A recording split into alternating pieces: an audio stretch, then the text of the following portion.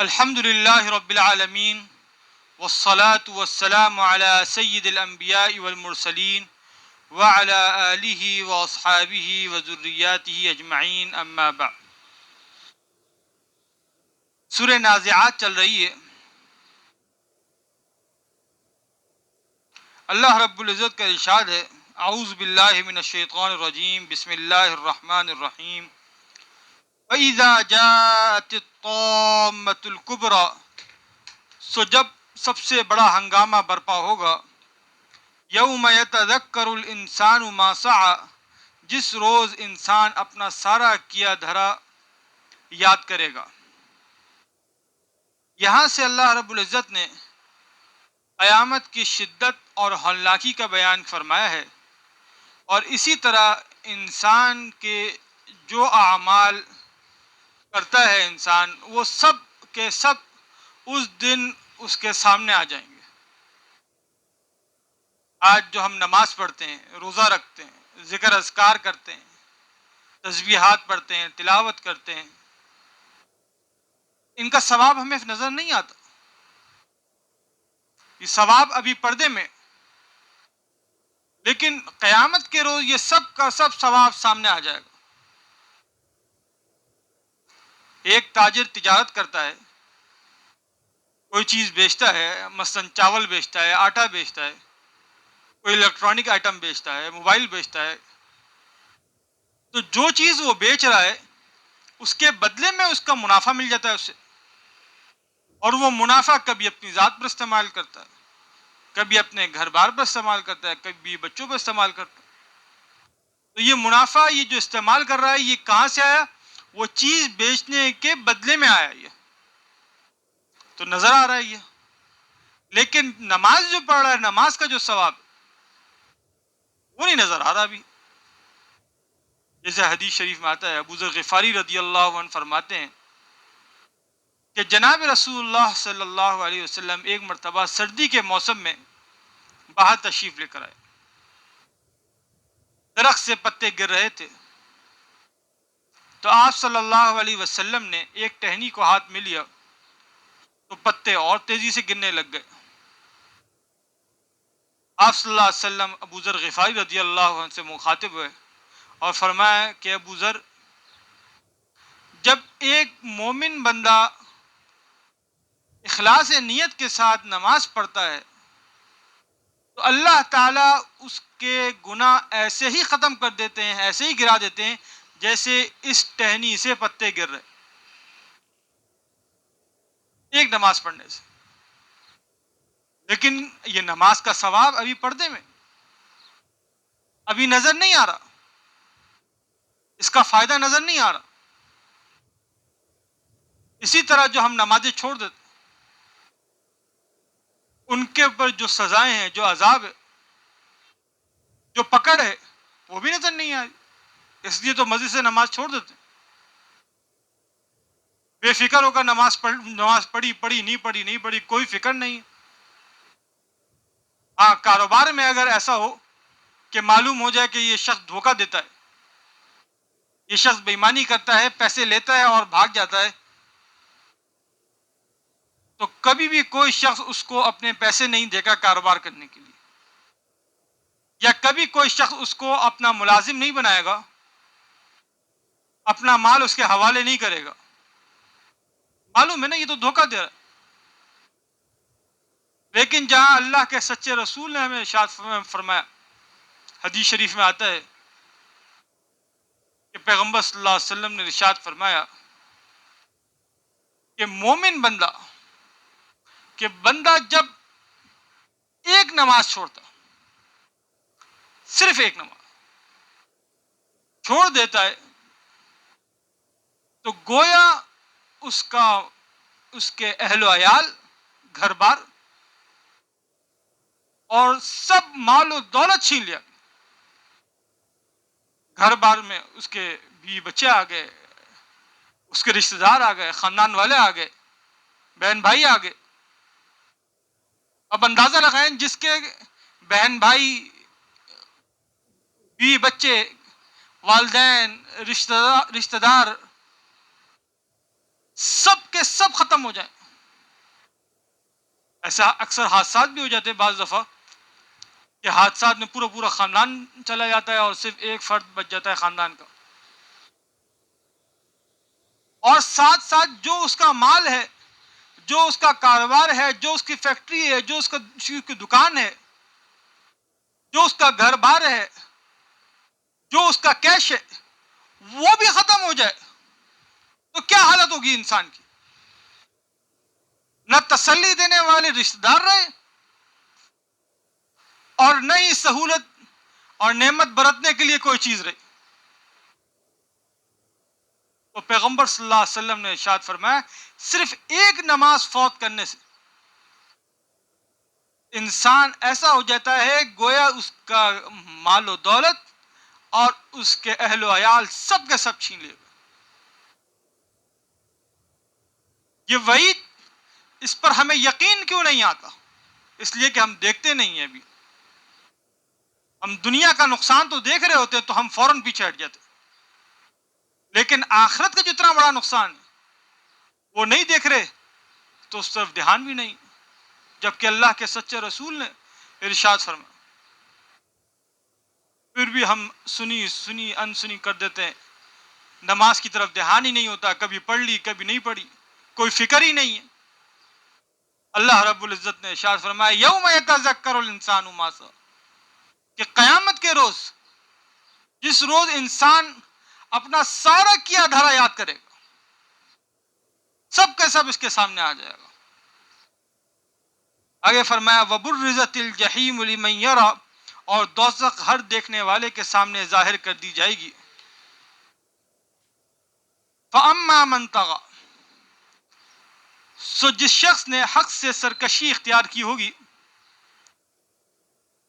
وآثر الحیات الدنیا، اور دنیا کی زندگی کو ترجیح دی ہوگی، فإن الجحیم ہی المأوی، اس دوزخ ہی اس کا ٹھکانہ ہوگی. یہاں اللہ رب العزت نے انسان کو ایک رابطہ بتایا، ایک ضابطہ بتایا ہے. وہ ضابطہ کیا ہے؟ کہ جنت اور جہنم میں جانے کا فیصلہ انسان خود بھی کر سکتا ہے اپنے بارے میں. اعمال بتائیں کہ تم اپنا محاسبہ خود کر لو. کہ ایک شخص پہلے اہل جہنم کے بارے میں فرمایا فاما من طغی، کہ جس نے حق سے سرکشی اختیار کی،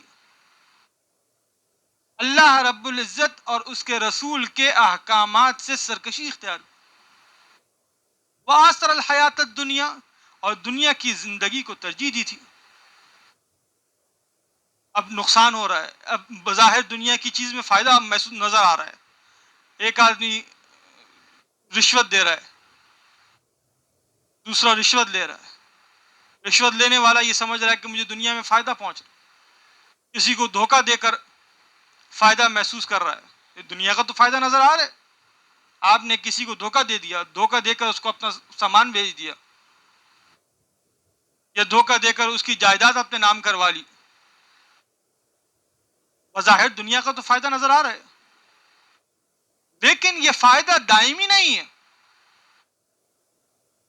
تو اللہ رب العزت نے فرمایا کہ اگر تم دنیا کی زندگی کو تم نے ترجیح دی تھی، دنیا کے فائدے کو ترجیح دی تھی، تو اس کا کیا فیصلہ ہے؟ اس کا فیصلہ یہ ہے فإن الجحیم ہی المأوی، سو دوزخ ہی اس کا ٹھکانہ ہوگا. اور دوسرا فیصلہ کیا ہے؟ دوسرا اس کا ضابطہ کیا ہے؟ وَأَمَّا مَنْ خَافَ مَقَامَ رَبِّ، جو شخص اپنے پروردگار کے سامنے کھڑا ہونے سے خوف رکھتا تھا، وَنَهَى النَّفْسَ عَنِ الْهَوَىٰ، اور اپنے نفس کو حرام خواہشات سے بچاتا تھا. اپنے نفس کو گناہ کا داعیہ دل میں پیدا ہو رہا ہے، کسی ناجائز کام کا دل میں ارادہ ہو رہا ہے، لیکن ساتھ ساتھ یہ ڈر بھی لگا ہوا ہے کہ اللہ رب العزت مجھے دیکھ رہے ہیں، اللہ کے سامنے کھڑا ہونا ہے، ان اعمال کا حساب دینا ہے. اور اس ڈر اور خوف کی وجہ سے اپنے آپ کو اس گناہ سے بچا لیتا ہے. تو قرآن نے اسے خوشخبری دے دی دنیا میں، فَإِنَّ الْجَنَّةَ هِيَ الْمَأْوَىٰ، تو جنت ہی اس کا ٹھکانہ ہوگی۔ مخالفت نفس کی مخالفت کے 3 درجات۔ پہلا درجہ تو یہ ہے کہ انسان عقائد باطلہ جو ظاہری نصوص اور اجماع کے خلاف ہیں ان سے بچے، تو اس درجے میں وہ مسلمان کہلانے، سنی مسلمان کہلانے کے قابل ہے۔ اور دوسرا درجہ مخالفت نفس کا یہ ہے کہ جب اس کے دل میں گناہ کا داعیہ پیدا ہو رہا ہو، جب اس کے دل میں گناہ کا ارادہ پیدا ہو رہا ہے، تو اللہ کے سامنے کھڑے ہونے سے، اللہ کے سامنے ان اعمال کا جواب دینے سے ڈر کر یہ آدمی اپنے گناہ کے داعیے سے ہٹ جاتا ہے پیچھے اور گناہ نہیں کرتا۔ یہ متوسط درجہ ہے۔ اور اس کا تکملہ یہ ہے کہ اپنے آپ کو مشتبہات سے بھی محفوظ کرے، بچا کر رکھے۔ جس کام کے کرنے میں جس جائز کام کے کرنے میں ناجائز کام میں مبتلا ہونے کا اندیشہ ہو، اس سے بھی پرہیز کرے۔ جیسے حضرت نعمان ابن بشیر رضی اللہ عنہ کی روایت، وہ فرماتے ہیں کہ جناب رسول اللہ صلی اللہ علیہ وسلم نے ارشاد فرمایا کہ جس نے اپنے آپ کو مشتبہات سے محفوظ کر لیا، اس نے اپنا دین اور آبرو کو بچا لیا، اور جو مشتبہات میں پڑ گیا تو وہ عن قریب محرمات میں بھی پڑ جائے گا۔ یعنی اور مشتبہات سے مراد یہ ہے کہ جس کام میں جائز اور ناجائز ہونے کے، جس کام کے ہونے میں جائز اور ناجائز دونوں کا احتمال، اس سے اپنے آپ کو بچا لینا۔ تو ایسے موقع پر جو یقینی جائز ہے اس کو اختیار کر لینا اور مشتبہ چیز کو چھوڑ دینا، یہ تقوی اور متوسط درجہ یہی ہے مخالفت نفس کا۔ اس میں ایک بڑی اہم چیز یہ ہے کہ بعض اوقات ایسا ہوتا ہے کہ جو چیز سری گناہ ہے، سری سیئات ہیں، ان میں اگر انسان کوشش کرے تو اپنے آپ کو ہمت کرے تو اپنے آپ کو بچا لیتا ہے۔ لیکن ہوائے نفس میں ایک ایسا بھی ہے کہ جو انسان کے نیک اعمال اور اعمال صالحہ میں شامل ہو جاتی۔ وہ کیا ہے ہوائے نفس؟ وہ ریا ہے، نمود ہے، خود پسندی ہے،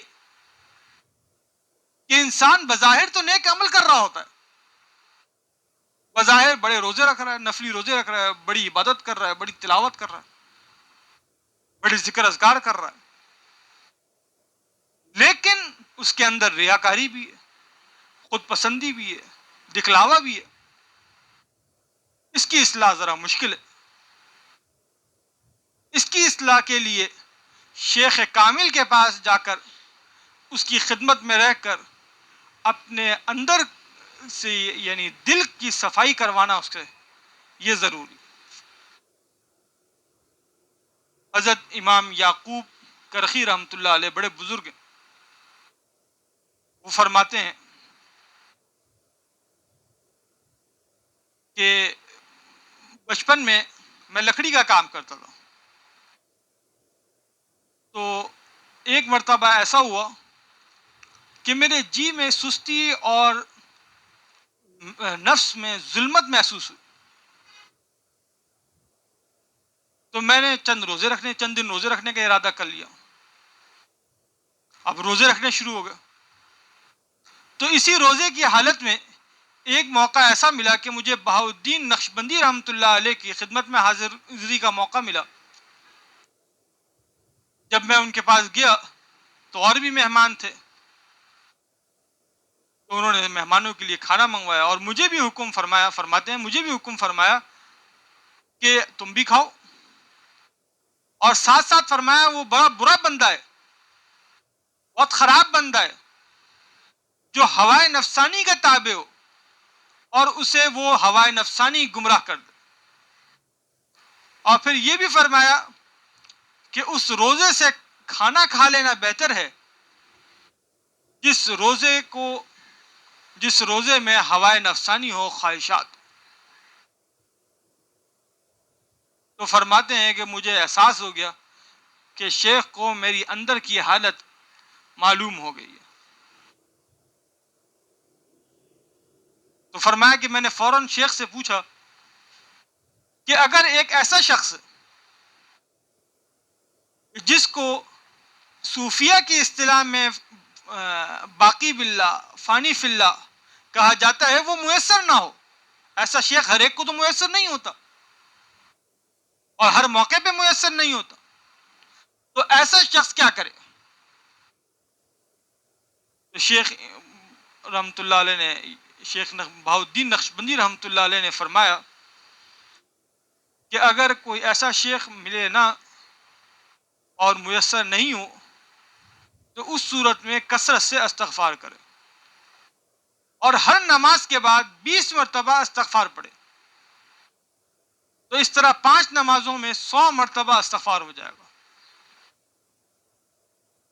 اس لیے کہ جناب رسول اللہ صلی اللہ علیہ وسلم نے ارشاد فرمایا کہ کبھی کبھار میں اپنے دل میں، اپنے اندر کدورت محسوس کرتا ہوں تو میں اللہ سے 100 مرتبہ استغفار کرتا ہوں، میں یعنی مغفرت طلب کرتا ہوں. تو انسان نیک اعمال کے ساتھ ساتھ استغفار بھی پڑھتا رہے. جو نیک اعمال میں اس کی ریاکاری یا خود پسندی یا دکھلاوا آ رہا ہے تو وہ بھی، اس سے بھی اللہ تعالیٰ اسے بچا لے اور محفوظ ہو سکے. اور تیسرا درجہ جو ہے مخالفت نفس کا، وہ یہ کہ انسان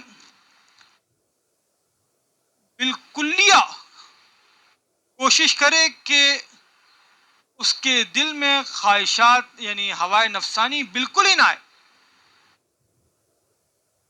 جو ہوائے نفسانی گناہوں کی طرف کھینچتی ہے.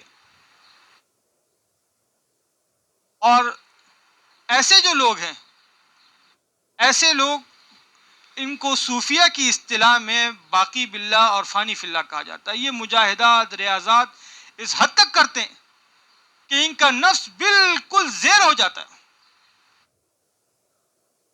اور یہی لوگ قرآن کریم کی اس آیت کے مصداق ہیں جس میں اللہ رب العزت نے شیطان سے مخاطب ہو کر فرمایا ان عبادی لیس لک علیہم سلطان، کہ میرے بندوں پر تیرا کوئی قابو نہیں چلے گا. یہ سب سے اعلیٰ درجے کے لوگ ہیں، اللہ کے انتہائی قریب لوگ. اللہ تعالی ہمیں بھی یہ مقام عطا فرمائے. آگے فرمایا یسألونک عن الساعۃ ایان مرساہا، یہ لوگ قیامت کی گھڑی کے بارے میں آپ سے پوچھتے ہیں کہ کب وہ قائم ہوگی. فیم انت من ذکراہا، سو آپ کے اس کے بیان کرنے سے کیا تعلق. یہ وہ عمل ہے، یہ وہ کام ہے جس کو اللہ رب العزت نے صرف اپنی ذات کے ساتھ مخصوص فرمایا، نہ کسی فرشتے کو بتایا، نہ کسی رسول کو بتایا کہ قیامت کب آئے گی. یہ کفار پوچھتے تھے کہ قیامت کا متعین وقت کیا ہے، تو اللہ رب العزت نے فرما دیا فیم انت من ذکراہا، اس کے بیان کرنے سے آپ کا کیا تعلق. الی ربک منتہاہا، اس کا علم تو آپ کے پروردگار پر ختم ہے. انما انت منذر من یخشاہا، آپ تو صرف ایسے شخص کو ڈرانے والے ہیں جو اس سے ڈرتا ہو، خوف خدا رکھتا ہو. کأنہم یوم یرونہا لم یلبسوا الا عشیۃ او ضحاہا، جس دن یہ اس کو دیکھ لیں گے اس دن انہیں ایسا معلوم ہوگا، ایسا محسوس ہوگا جیسے وہ دنیا میں ایک صبح یا ایک شام رہیں، اس سے زیادہ نہیں رہے. صدق اللہ العظیم.